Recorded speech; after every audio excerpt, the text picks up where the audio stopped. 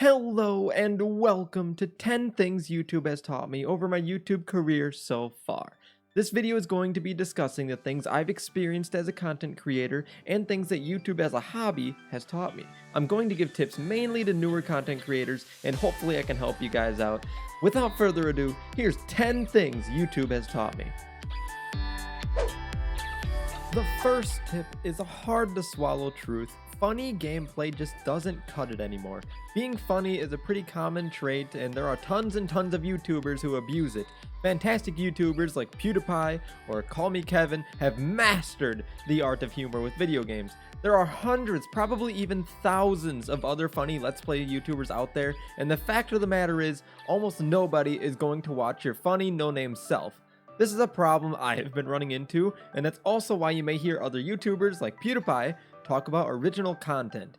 This term, original content, just means something new. Being funny playing a game isn't new anymore, and that is the major reason why it doesn't work. You need to be funny and have something else going for you that nobody else has. For me, tip number 2 helps with this issue. And the second tip is that people love tips and guides. It's no secret that everyone is itching for new information, and it's also no secret that my biggest videos on my channel are all guides and tip videos. The funny thing is, you also clicked this video because it's a tip and guide video. It's very common for a new player in a video game to look up a tip or a guide video about the game, and if you happen to be one of the only YouTubers that made that tip or guide video on that game, then that's a ton of new potential fans at your disposal. For me personally, tip videos have always been the driving force of my channel. The problem is though, is I have a hard time coming up with things to make guides on, but it's always been worth it in the end for me. The third tip is avoid mainstream topics as a small YouTuber.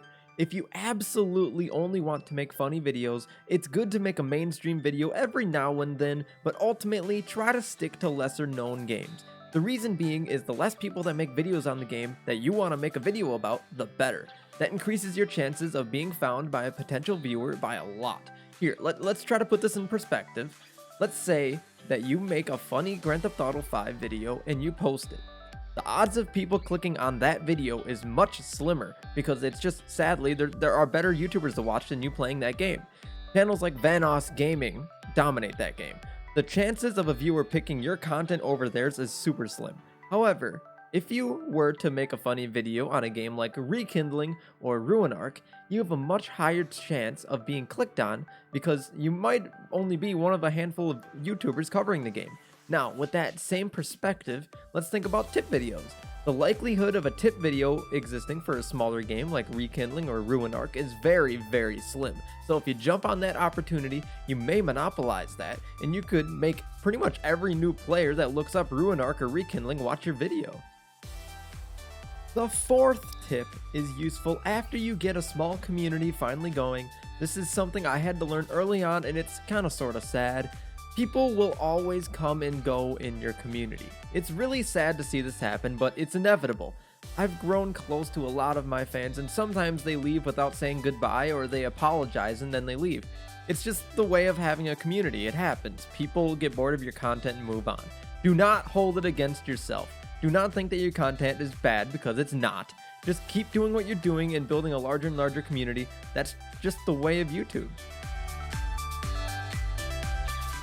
The fifth tip is one of the best things I have ever done, and it wasn't even my idea to begin with.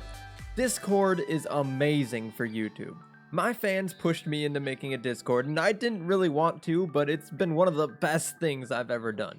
Discord is a great place to connect with your fans, and when you do this, it keeps them interested in your content and interested in you. A good way I've found to get people to join your Discord is by leaving a link in your description and making an ad like this. Alright, real quick before the video starts, I want to take you all to hell. We have a loving community, everyone is incredibly welcoming, and we have a great mod base. Like, yeah, what are you waiting for? Come on, join up, enjoy the warm heat of the fires, and remember, welcome to hell, kiddos. The sixth tip is rather deceiving, actually. Thumbnails are harder to make than you think. A thumbnail on a video is extremely important for a multitude of reasons. It's the first thing someone sees of your video, it describes your video, and it practically controls whether or not someone clicks on your video.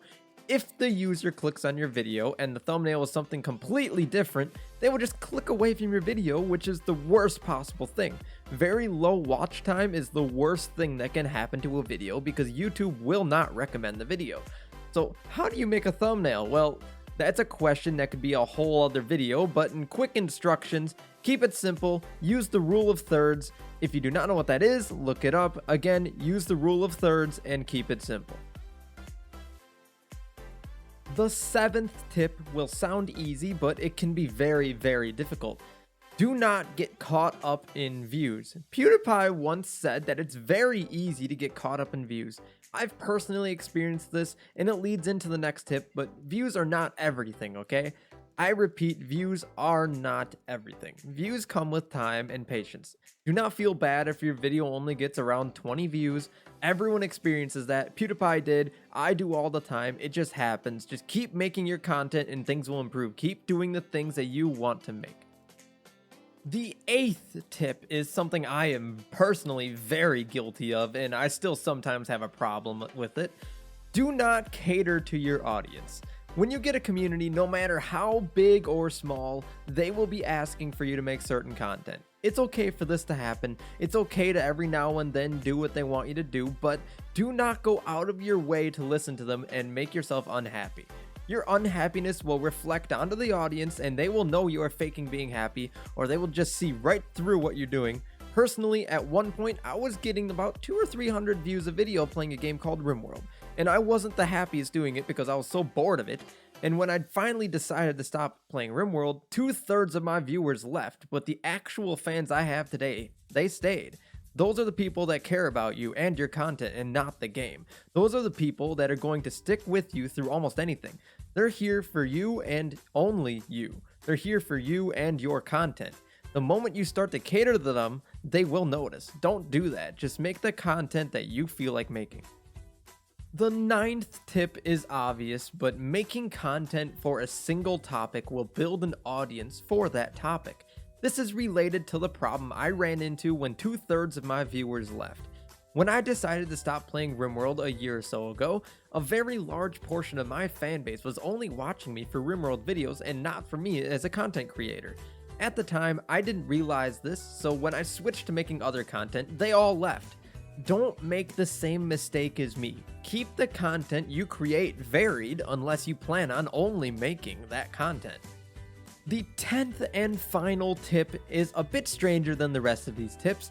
Watch the audio levels on your videos. It wasn't until recently that I figured out that my videos have terrible audio level balancing. My levels were always at 0 decibels. The reality is they should be between -12 and -18 decibels. The audio level meter shouldn't even really be yellow, or certainly it should not be red. Have you ever clicked on a video that has just terrible audio quality, or the video is just super quiet or really loud?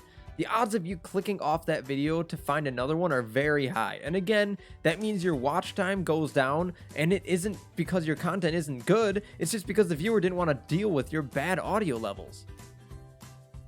Anyway, I hope you enjoyed this video. These were just some of the things that I've found during my YouTube adventure, and I know I'm also a very small YouTuber, but that doesn't mean these tips aren't helpful. I'm proud to say that my channel has 2,600 subscribers, which is more than, well, most newer YouTubers have a privilege of ever having.